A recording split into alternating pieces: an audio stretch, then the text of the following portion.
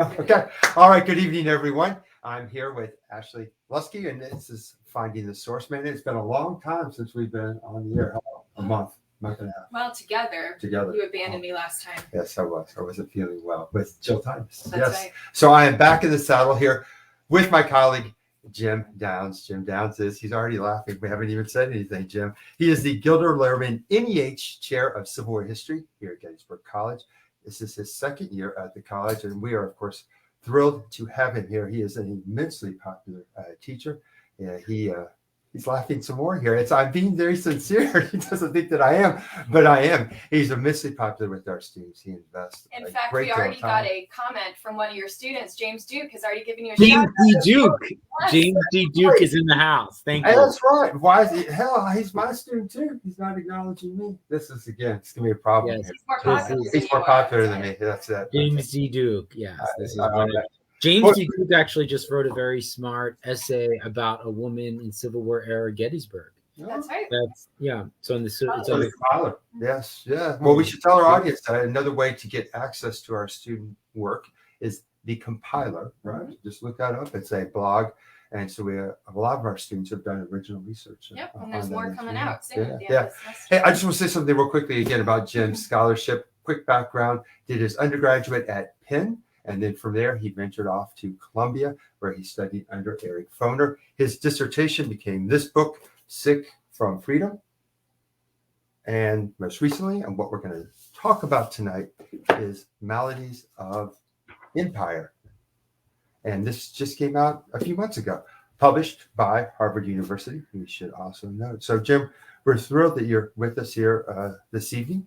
And as you can only imagine, this is a pretty relaxed conversation, and we will encourage the people at home, including Mr. Duke, if they have any questions. And, Mr. Duke, you need to send your professor a softball here. Don't press him. He needs an easy question. And I'm going to start off with one that's pretty straightforward here, Jim, that will help our audiences understand more than anything else some of the terminology that you use in this book. So, first of all, what is epidemiology? Could you define that for us so that we have, again, a common understanding? And then from there, you know what? Let's just start with that. Let's just do that first question, and then I have a quick follow-up before I turn it over to Ashley. Yeah. So as it relates to the book, it's the study of infectious disease across populations and how to both control and prevent epidemic outbreaks. When does that word become part of the working vocabulary of the medical community? 1850. Okay. With the creation of the London Epidemiological Society, it first gets used. It starts developing, doctors start beginning to think of the work that they're doing to respond to epidemics as epidemiological. And so one of the things to think about is that doctors, prior to the creation of epidemiology, mostly responded and worked with patients in their home by their bedside and provided care and comfort. And then what happened is you have the outbreak of infectious disease in London, but as my book explains, mostly throughout the British Empire. And these doctors are deployed in various parts of the world, in India, in British Caribbean, throughout South America and other places, and they confront epidemics. And so what they begin to do is they think about and they try to study how these epidemics are blowing up. And they try to study ways to control and prevent these epidemics. And when they return back to the metropole, when they go back to London, they meet with other doctors and they form something called the London Epidemiological Society. So when we're talking about COVID today, we think of it as a pandemic, which it is, in part because it's infecting the entire planet. But we're also thinking about things globally in terms of variants in South Africa or outbreaks initially when the virus started in Wuhan or in Iran or in Italy. But the very premise of epidemiology was always invested in this global endeavor. So it's not just COVID that made us think globally. It's been at the core of the beginning of the field, the development of the field. And so one might expect in opening up your book that the emphasis would be on the theorists and the physicians, but rather you take a very different angle on this subject. And you look at the people on the ground, enslaved people, soldiers, prisoners. So could you talk to us a little bit again about how your focus groups, why that's enabled you to take a different angle on this topic? Right. Okay. So let me. All right. I do want to talk about the angle. Let me just like circle back to the initial idea about the epidemiology because I want to make sure this point is made clear. Someone could have heard me rehearse the definition of epidemiology and what British doctors were doing and saying, "Wait a minute, I know a doctor who was in 15th century Italy that did something similar. I know of a monk that did something similar earlier in another period." Yes, that's true. Since Aristotle, you may have had doctors who've gone into the environment and explored the cause of disease and how to control it. What we begin to see in 1850 is the scale and scope expand dramatically. So that's what leads to the formation of the Epidemiological Society. So I just want to first hit that point. Real quickly, when you say scale and scope, what do you also mean that there's suddenly now a community in which there's conversations that's being shared? Right. Yeah. So like what I argue in the book is how does something like military medicine, both in the Crimean War, Civil War, British Empire, slave ship, create a bureaucracy that all of a sudden connects doctors around the world? So you may have had isolated doctors in the 14th or 15th century studying disease outbreaks, but the level of connection they have with other doctors and the way in which that scale and scope increases as a result of the Epidemiological Society, which coincides with the rise of colonialism, slavery, and war, that all helps to lead to the formation of the field. Now, your question, which is a good one, is like, who becomes the subject of the study and why am I looking not necessarily particularly at the physicians, but instead focusing on enslaved populations, colonized populations, prisoners of war, other subjugated populations? And the answer is twofold. First, there's the influence from social history that I was brought up with in the 90s from people who did the original work in the 70s to sort of do the so-called history of the bottom up. The second is that within history of medicine, and I'm teaching a class, I just finished my class tonight, Narratives of Illness. And one of the things I do in the course is there's three kind of narratives. There's the patient, there's the government narrative, there's the doctor narrative, and there's the patient narrative.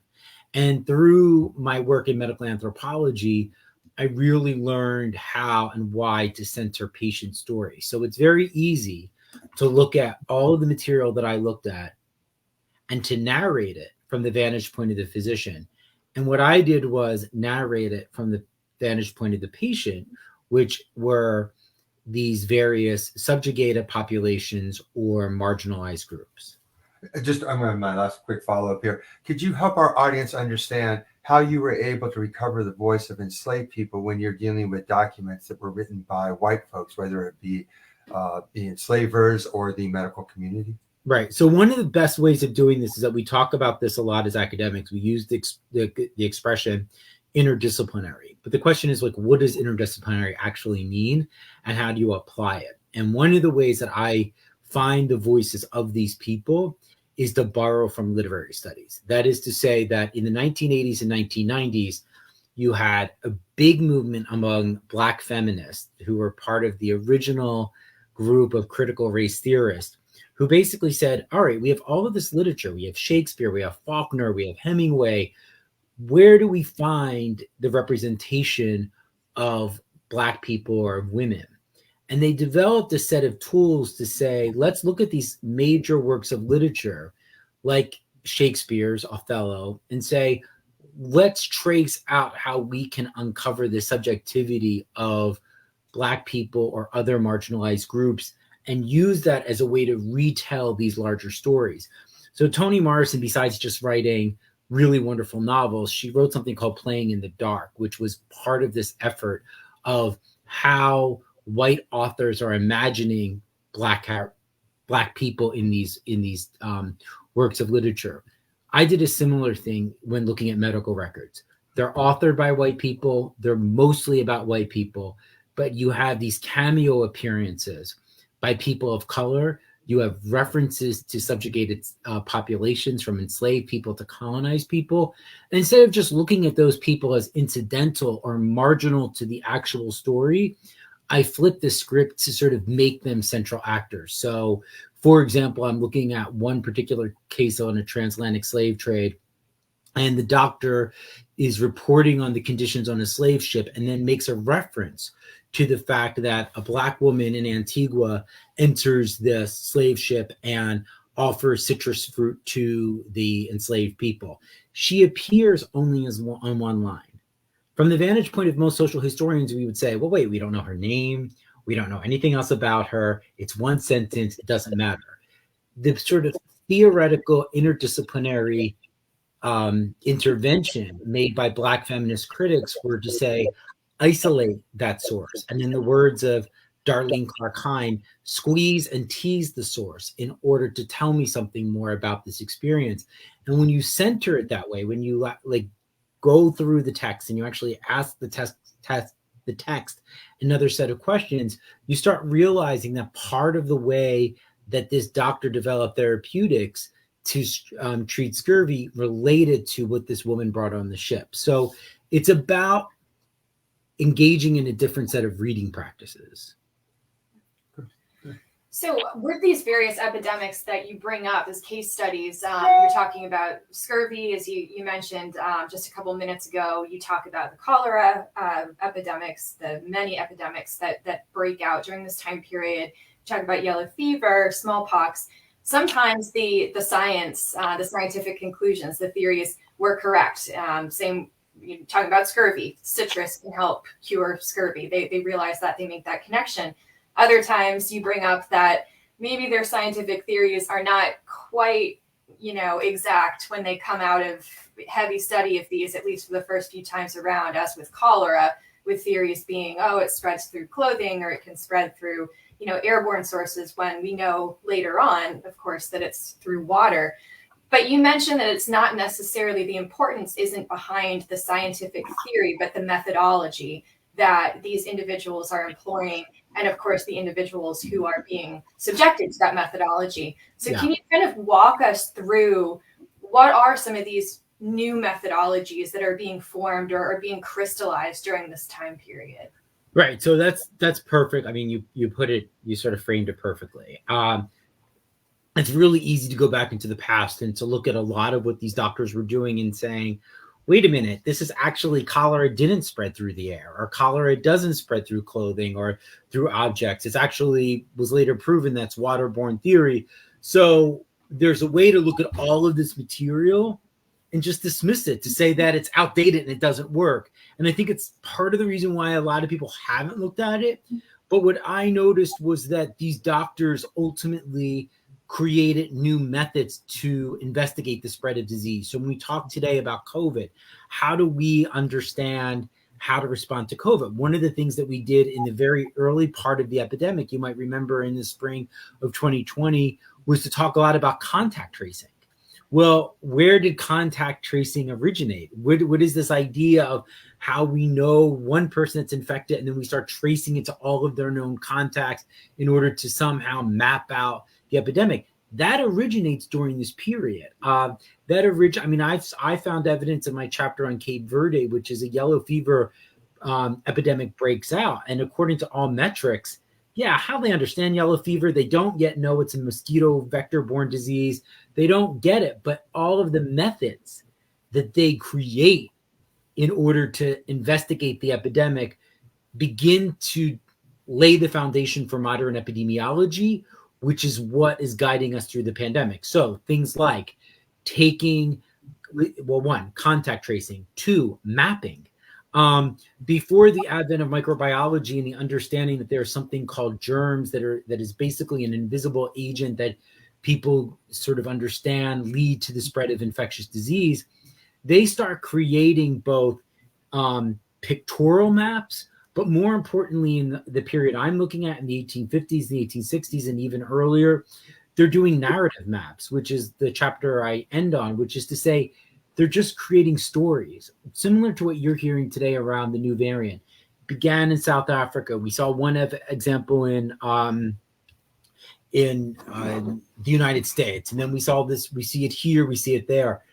Part of what epidemiologists are doing in terms of Omicron is asking every nation to be invested in data collection and then to send that to WHO and send it to different places to create a profile of Omicron. That develops during this period. So the science might have been wrong, but the investigative method, the sort of ways of using mapping were sort of crystallized during this period. And then other sort of other ways of doctors really just turning into investigators. Right. I have actually a follow-up to that too. So you talk about how this creates order out of chaos, which is one of the important things. It calms people. It brings some kind of semblance of understanding to this when creating these maps and these methodologies that trace how these things spread and potential causes, and people can begin to feel a little bit more calm about that. But then in the instance of Florence Nightingale, for instance, working in the Crimea, and her emphasis on controlling social and environmental causes of certain diseases or the spread of certain diseases, that she holds on to that theory even as germ theory is kind of starting to be introduced into the scene, and she's resistant to this idea of, you know, there could be bacteria even after she sees it through the microscope. Right. Do you think that there's something connected there, that when these different ideas about built environments being the key to controlling diseases comes kind of face to face with, no, it's this tiny invisible microbe that causes a lot of these illnesses? Is there something about the social time period where people want to know this is a human, we can control this through human built environments and human choices of isolating people or cleaning certain environments and stopping the spread? Is there a reticence to then embrace kind of a theory that we can't really control it? It's out there. We can't see it. It could be where we have no idea where it is. Is that some of the reticence to accepting germ theory and why it takes so long? Or do you think that that's not really an idea about, you know, losing control of the human agency of spreading disease? So I would say that I would sort of start off by saying, in many ways, I think it's generational. I mean, and she seems to be an outlier. So one of the things that I always do in my class is sort of draw a timeline. And so when we look at the Civil War, we could say the Civil War starts in 61 and ends in 65. Someone could say, well, actually, you start to see the drama of the Civil War heat up in the 1850s. Well, actually, you know, there are people that have argued that the ratification of the Constitution, you can already start to see a geographic split between the North and the South. So the timeline isn't just simply when the battles start in 61 and when they end in 65. You could say the Civil War starts in the 1780s. You could say but Jim, you could say that, but that doesn't make it true. It doesn't make it true. But the point point is the timeline isn't. But the point is there's 2 points. One is that the chronology is an interpretation. So it's like what you define, what you interpret as the significant years that matter. Like do you start your Civil War class in the 1830s versus the 1850s? So there's that kind of chronology. But even with Civil War, relatively speaking, the chronology is truncated. Within history of medicine, the timeline is so much more expansive. When I go on the board for Civil War, I go 1820, 1830, 1850 to 1877. That's a relatively small timeline. When I go to history of medicine, I'm going BCE to 1830s to 1880s. And why those periods? Because before the 1780s, 1830s, most people understood medicine based on the humors or based on supernatural forces, and more or less sometimes miasma theory, which is that trash, excrement, corpse leads to poisonous vapors. The other timeline in history of medicine that really matters is that by the 1830s, you really start to see something called the sanitary movement develop, which is anything that's dirt is obviously the cause of disease, which is connected to miasma theory, but not entirely. And then by the 1880s, you have your other major turning point, which is the question on my final. My students already know this, which is the rise of germ theory and bacteriology. In other words, your history of medicine, BCE to 1880, that's really expansive. Of course, there's slight transitions, but really what you're seeing with Nightingale is basically she's being told that you can now see the cause of cholera under a microscope. They identified Koch identifies cholera bacillus, and she looks at it under a microscope, and she and other people that don't believe it call it the cholera comma, because the actual bacillus shaped like a comma.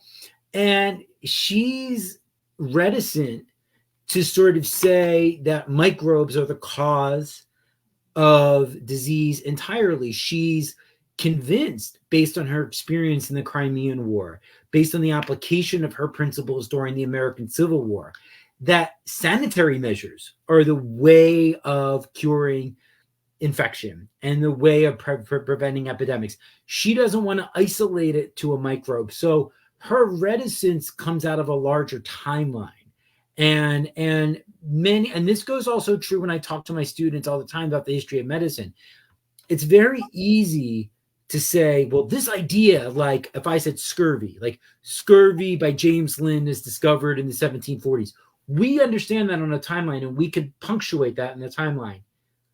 You have doctors in the 1720s, 1730s that are still training doctors in the 1750s and 60s that are like, I don't buy that shit. Like, I don't buy the cause of scurvy. So in other words, doctors are trained in generation. They're trained in cohorts. It's like the way historians are. Some historians are trained in terms of other traditions. Other historians are trained in other traditions. So you can't just point to a timeline and say something like, this was it at this period of time. So I kind of see someone like Nightingale and her reticence in a broader timeline that in many ways explains why germ theory was and bacteriology was so revolutionary.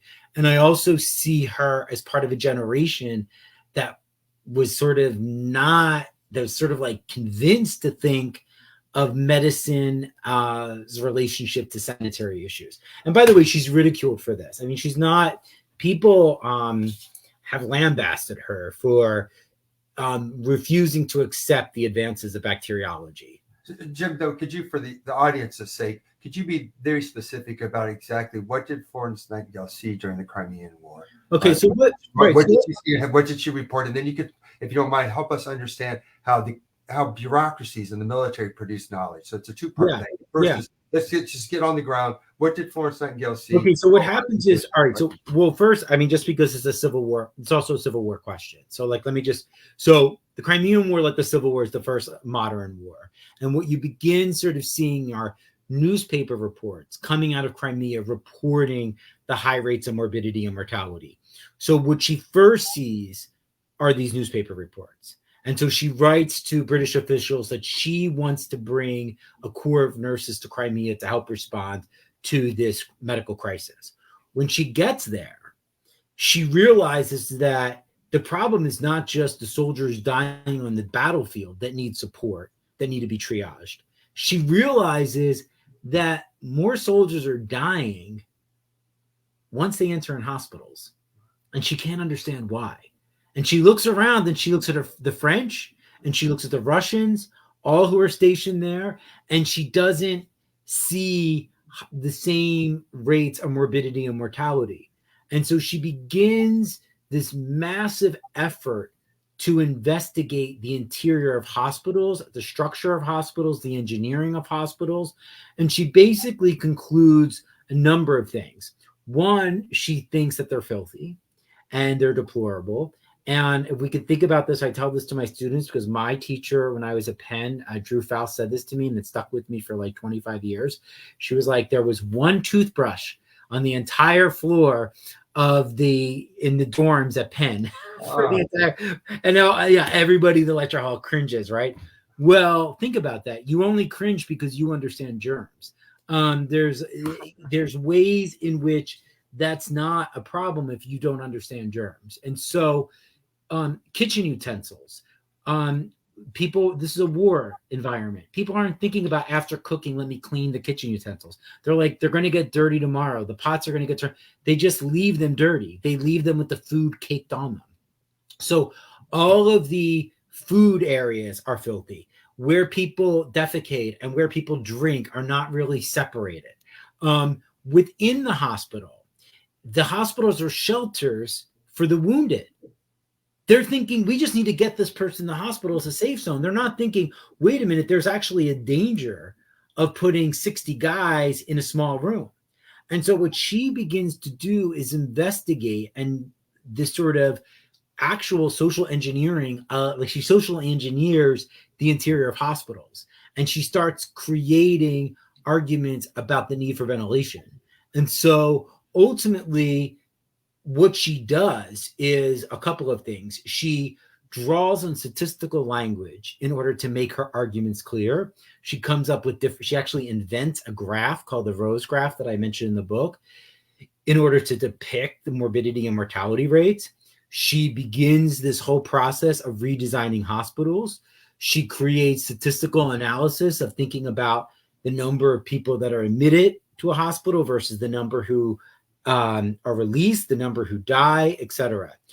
So on that level, she's invested in sanitary reform, and then, which I'll talk about later.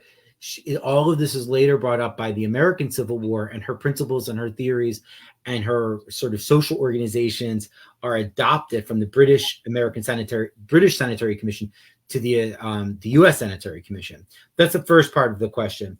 The second part is military bureaucracy. So here's the thing as a historian. We look at sources, what sources matter, why do they matter, etc. You can look at all of these medical records. I tell this to my students all the time. It's like, we can all be looking, let me see if I can find it.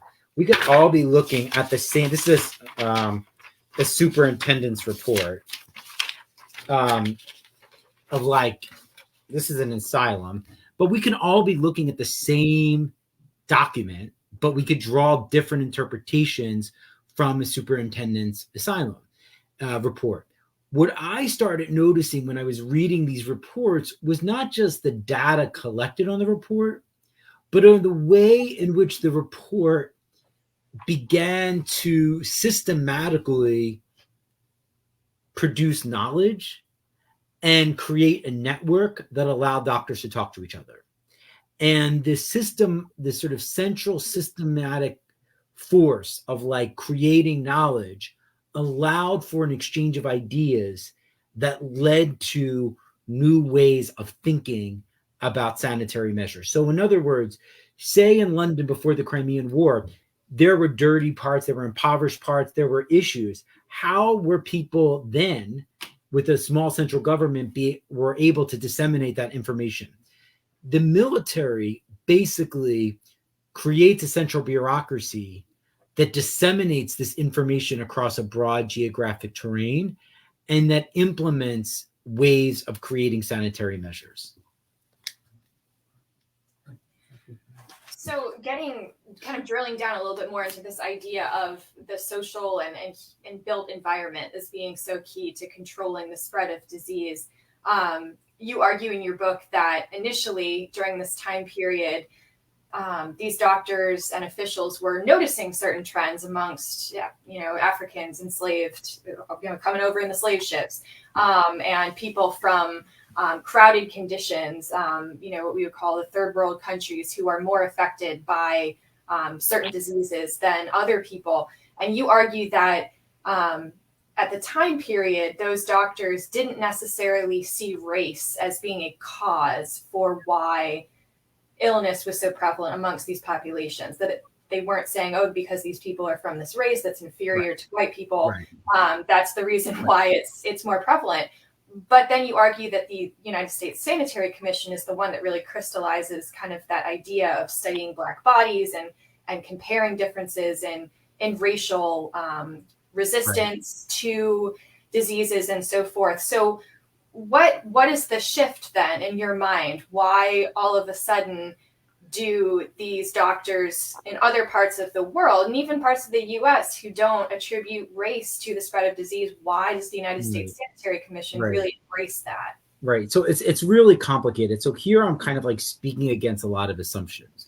So a lot of readers have a semblance of understanding of something called racial science, which is basically that doctors and scientists believed that there was some type of hierarchy in which Anglo people, white people are at the top, and brown people and black people are at the bottom of the ladder. And that makes people that creates all kinds of differences between vulnerabilities to diseases and even immunity. So that there's arguments that Black people could be deployed as enslaved people throughout the Mississippi Delta because they have a natural immunity to yellow fever. So it doesn't just mean inferiority, it could mean natural immunity, right? So there's all of these arguments fluctuating.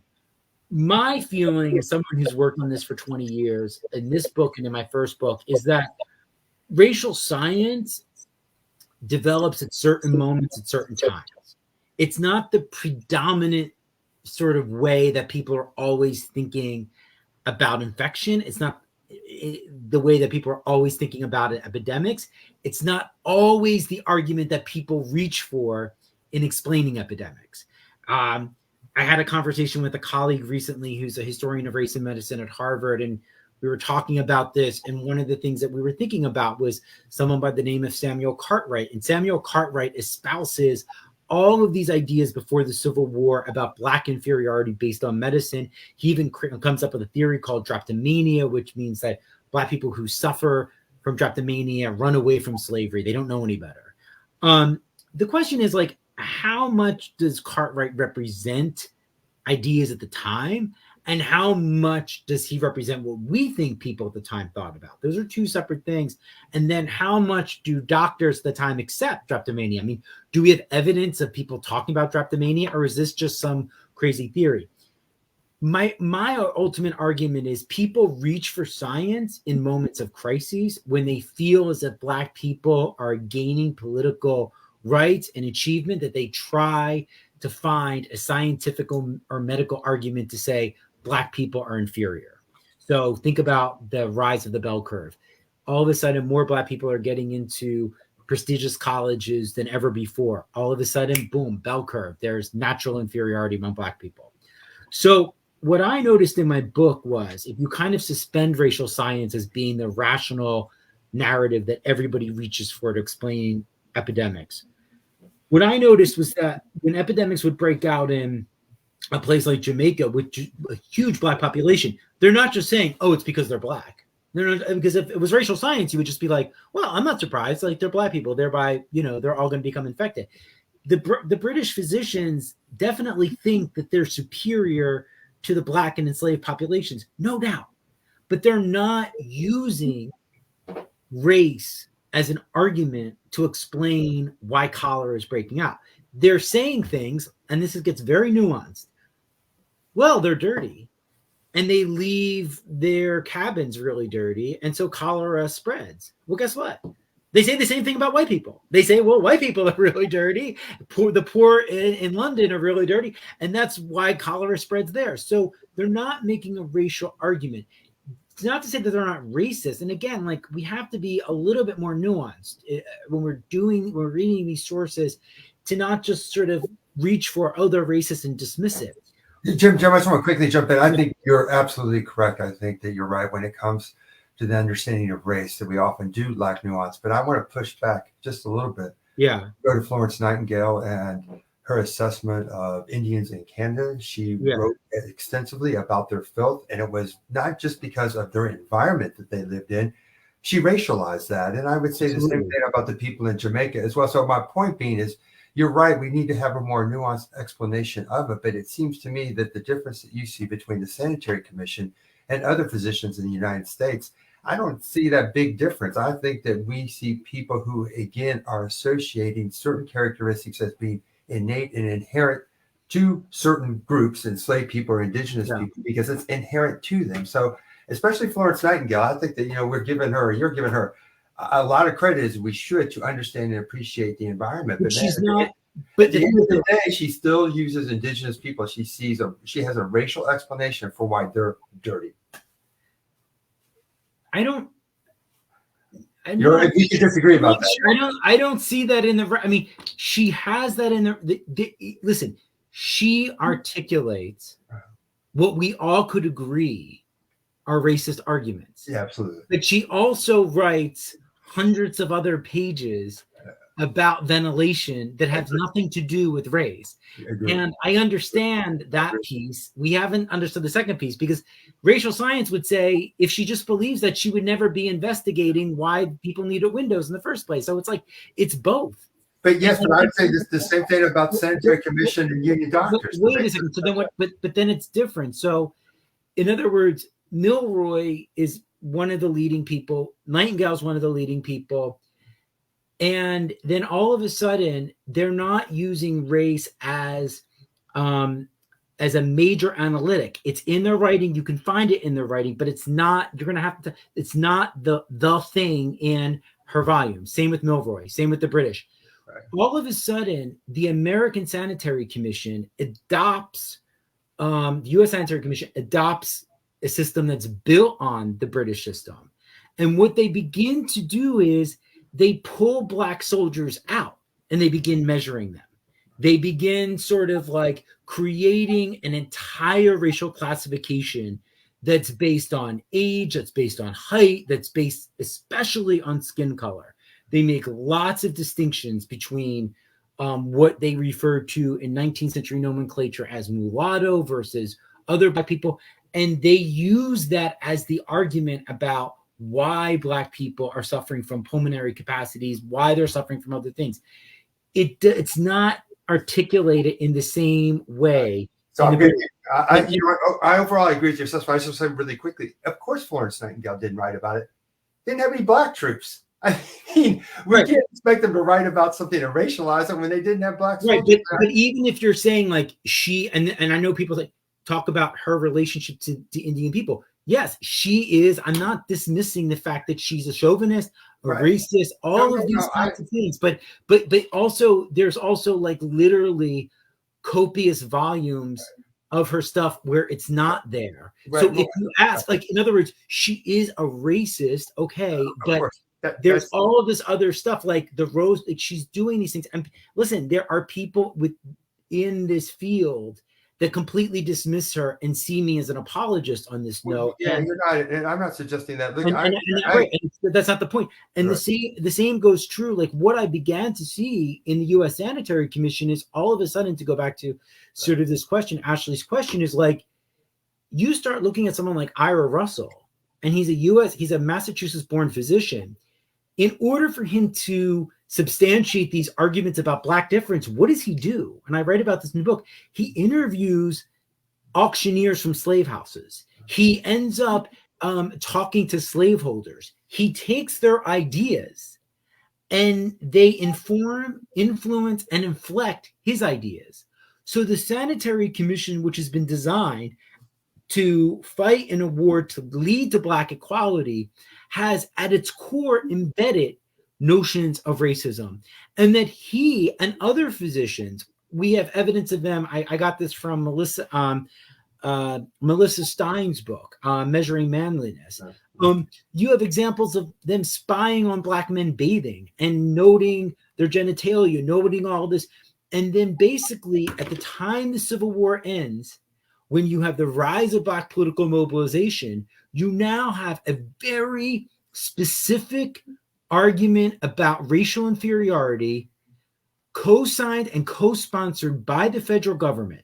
So in other words, this is what is important for historians. You can't just like racial science. It started with, Winthrop Jordan from the very Adam and Eve to the present. No, you have to actually say where and when. And what's happening is the federal government creates a sanitary commission in the name of the Civil War, which ultimately leads to Black equality, but co-signs on essentially showing that Black people are scientifically and medically different. The effect of Florence Nightingale, no one walks away from Florence Nightingale Sanitary Commission or from the Jamaican stuff and say, oh, now Black people are inferior. That's not the verdict. The verdict is sanitary intervention. So we have to be a little bit more nuanced in reading the sources and actually going through the records. Can I just real quick? Look, I agree with your overall assessment, but I will just also note that what I think that I'll be direct here is that same assessment was occurring with soldiers who were Italian ancestry, who were Irish, who were German. They wrote extensively about malingerers. They also racialized that as well. I mean, I think you're spot on. I agree with you 100%. I think it's the foundations for scientific racism in the late 19th century. And I think it is unique to the Sanitary Commission. However, we should not overlook the fact that those very same physicians were struggling with trying to understand the behavior of men of a wide range of ethnic backgrounds or racial backgrounds. So, right. So this is the difference, Pete. So again, the sources. Right. If you look at the medical museum reports, all right, so the actual fundamental reports, they will break down native, Irish, etc. Absolutely. But there was not a questionnaire that said the Italian soldier or the Hungarian, like the Irish soldier. There was for the Negro. There was called the Negro Physiological Report they had to fill out. So in other words, in question of records, the final assessment of troops who may have been sick or died, once they entered into the federal system, they might have been marked by their identity, and then that might have been used to tabulate a broader statistic.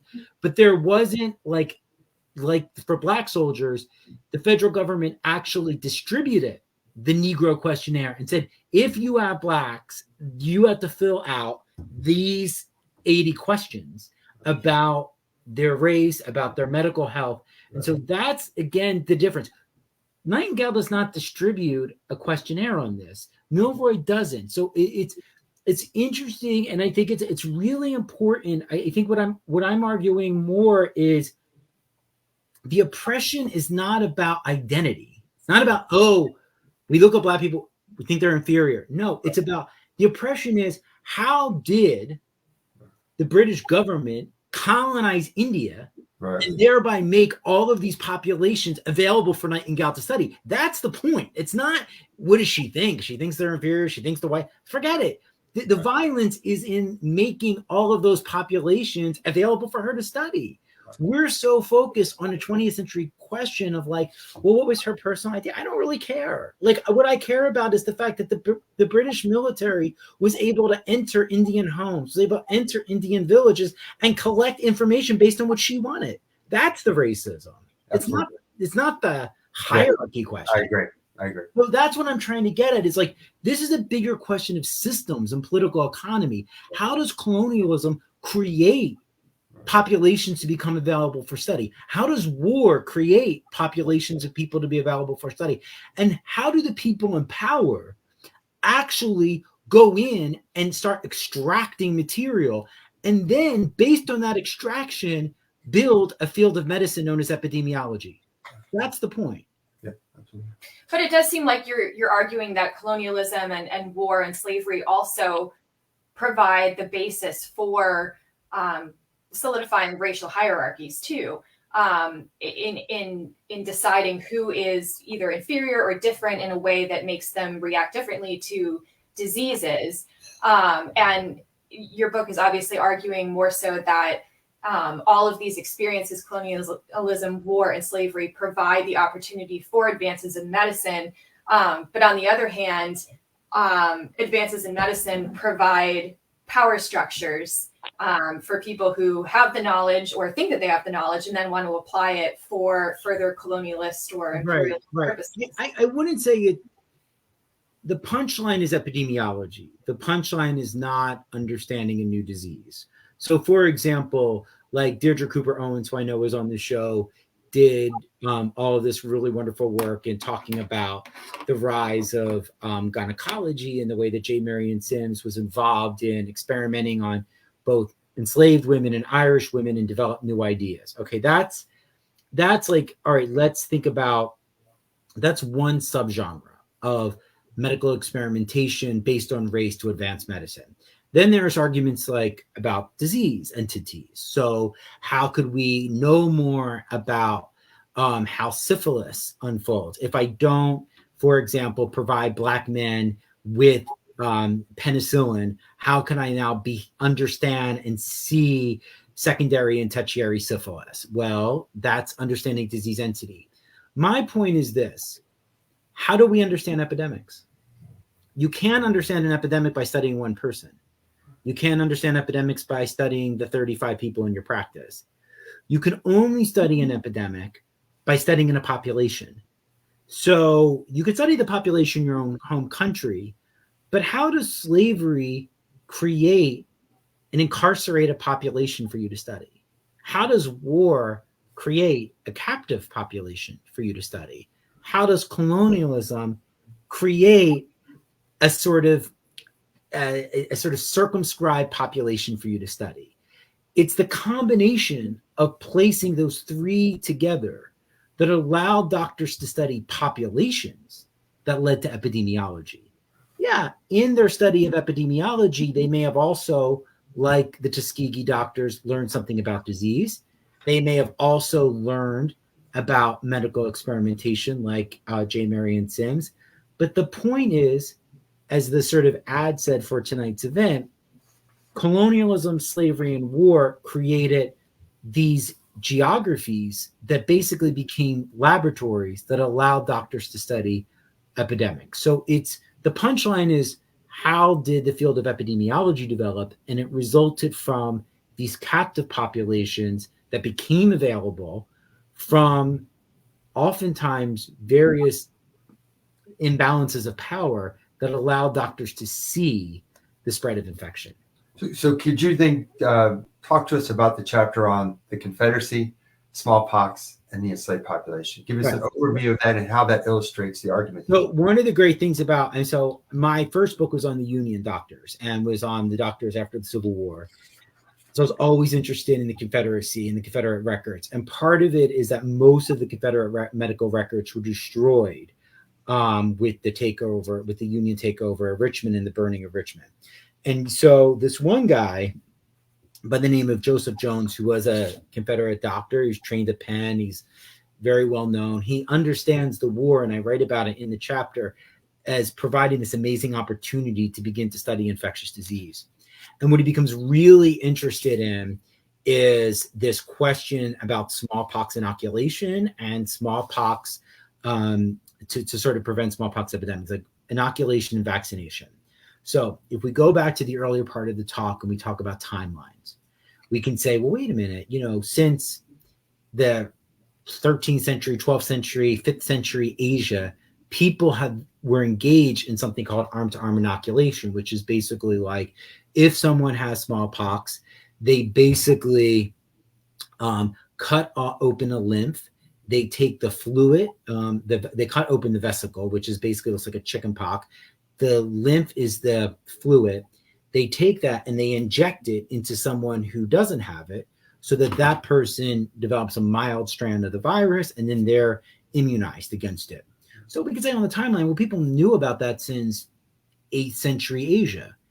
And then you could say on the timeline, people knew about vaccination since the end of the 18th century, when Jenner says you can do the same thing if you take the lymph from cows and create it as a vaccine matter.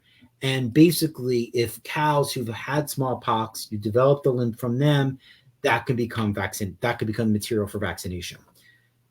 Jones realizes something that's very epidemiological, which is these are theories.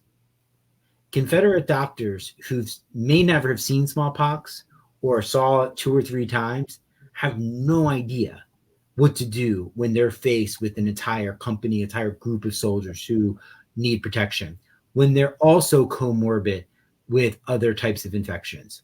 And so what he realizes, building on the earlier question too about bureaucracy, is all of this work of these doctors has been lost because all of the medical records have been destroyed with the Union taking over Richmond.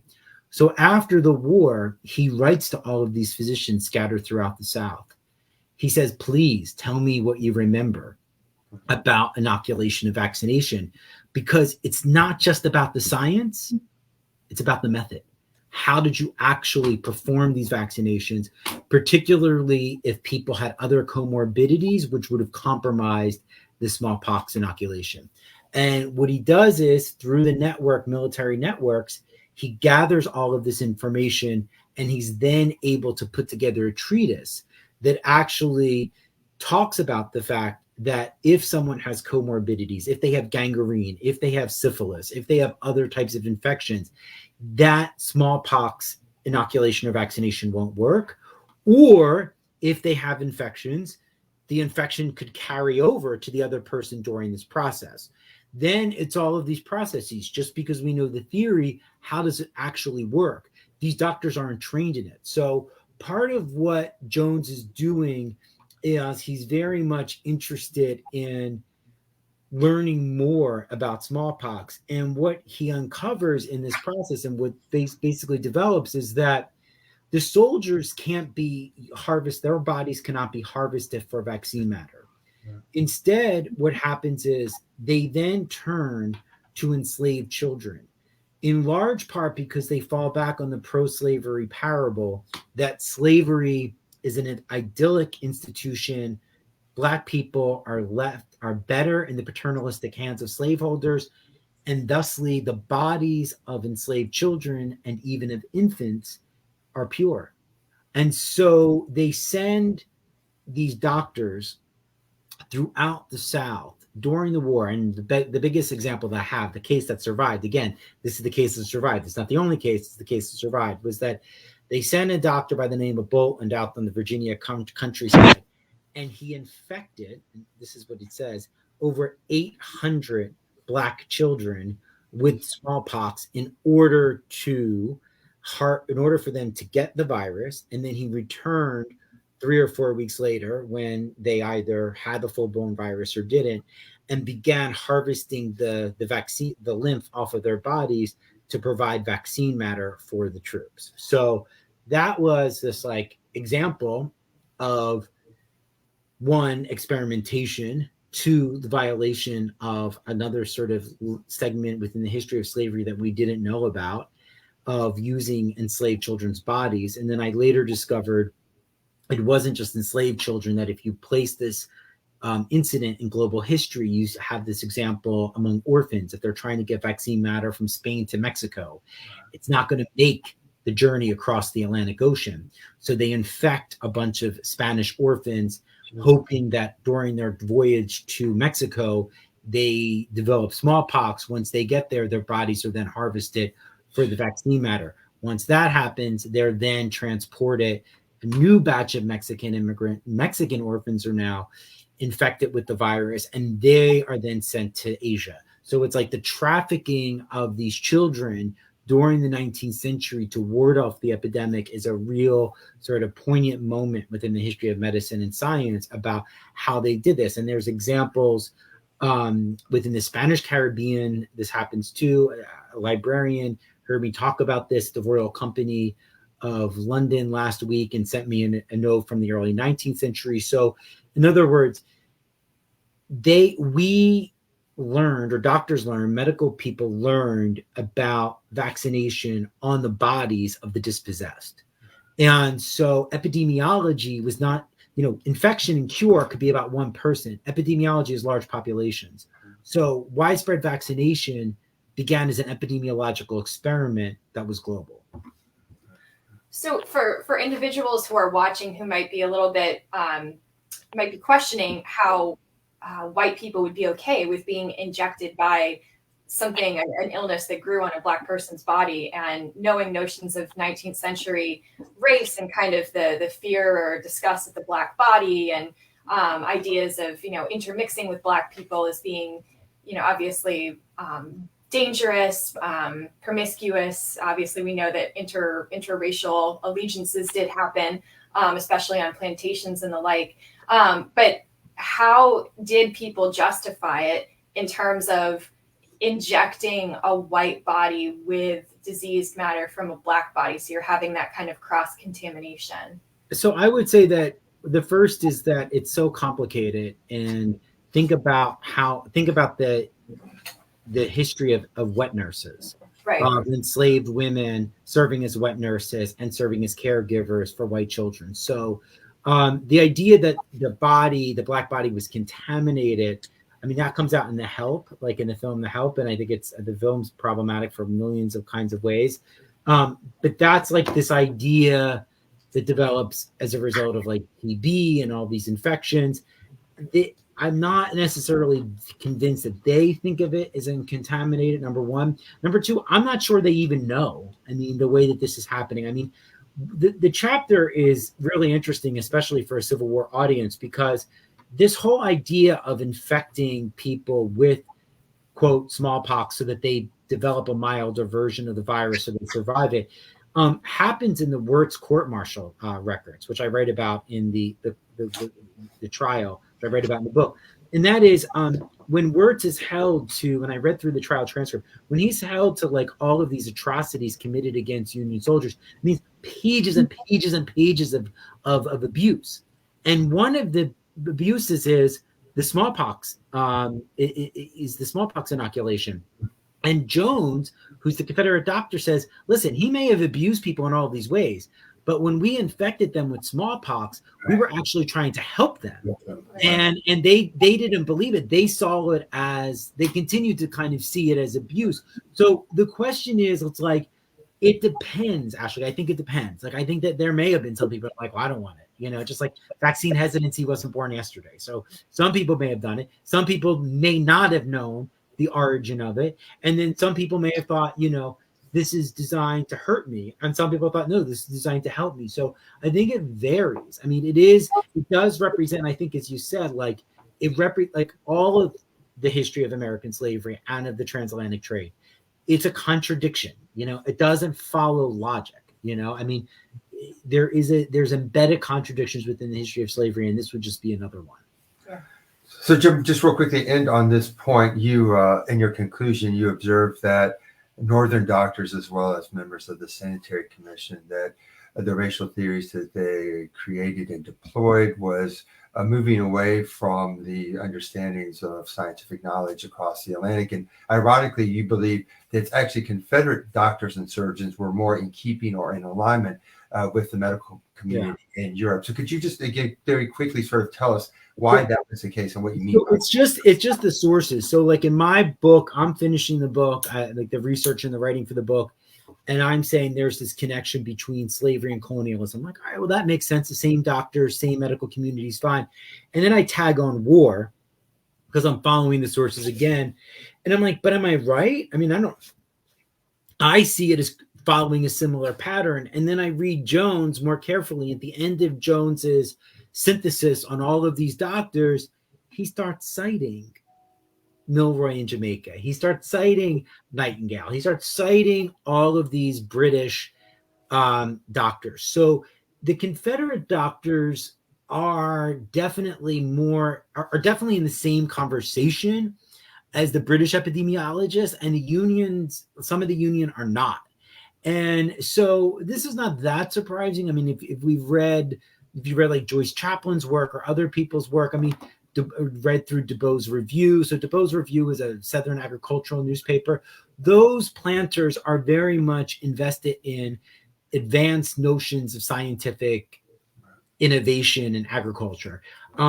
Chaplin points out the ways in which all of these planters in the South have these libraries they're sort of well-read, erudite people interested in science. So the reality of it is that it's not that surprising in within that context.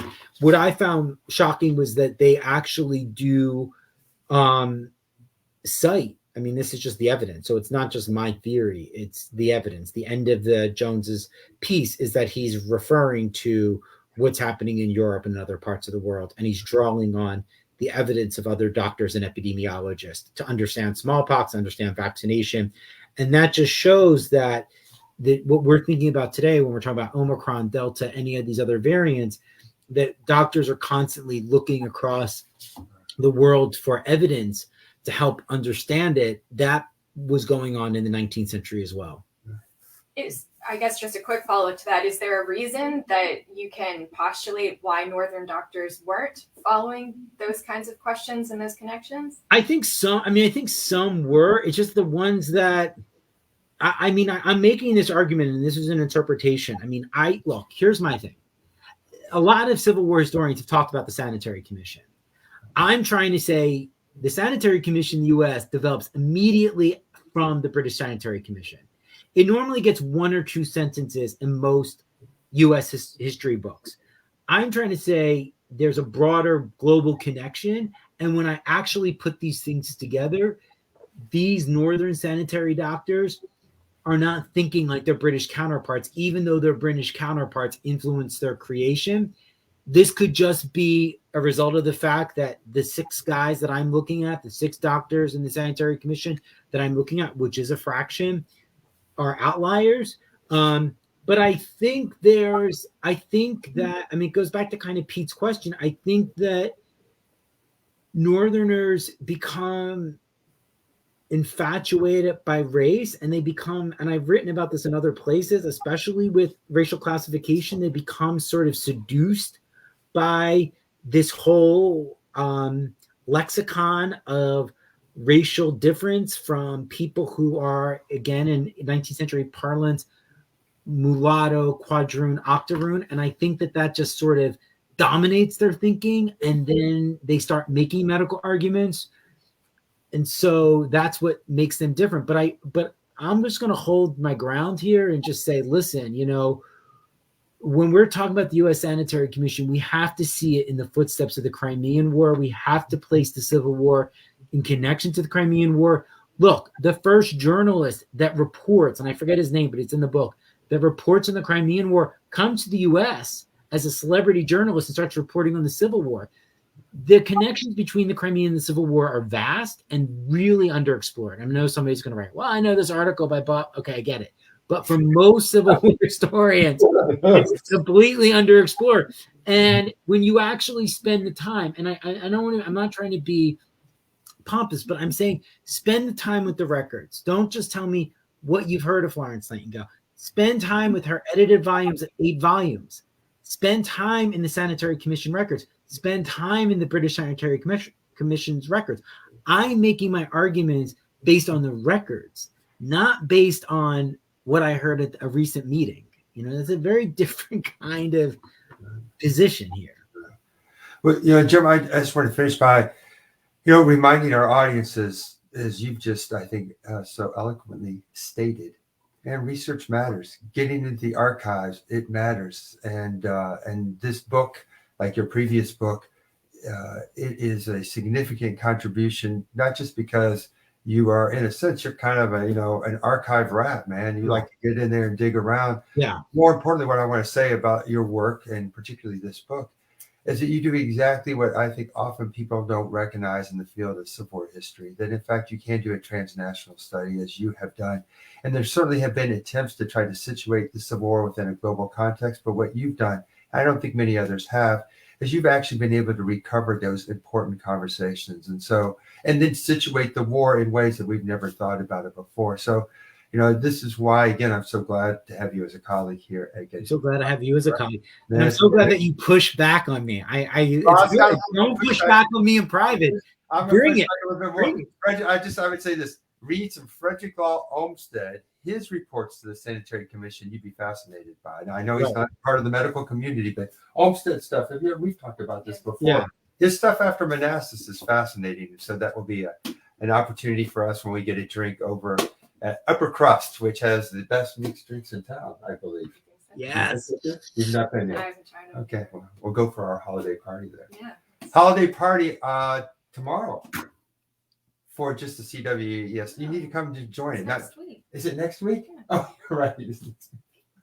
It's consistent with me. Invite us to a party that's not happening. Next week, I'll send you out the invite. We'll get you there.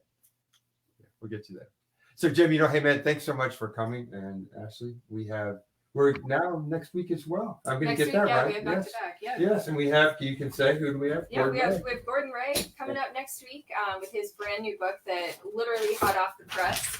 And Are you impressed? How about this? I have it right there. There's Gordon's book. Very different. Those of you who know Gordon Ray's work, you know that he has done almost entirely tactical studies of the Overland campaign, and this is something new for him. So we'll have him next Wednesday. All right, so it's good. Thank you. Jim, again, thank you so much, man. Thank you. Yeah, we really appreciate it. Really enjoyed it. Thank you all for tuning in and watching, and we'll see you all next Wednesday. Take care.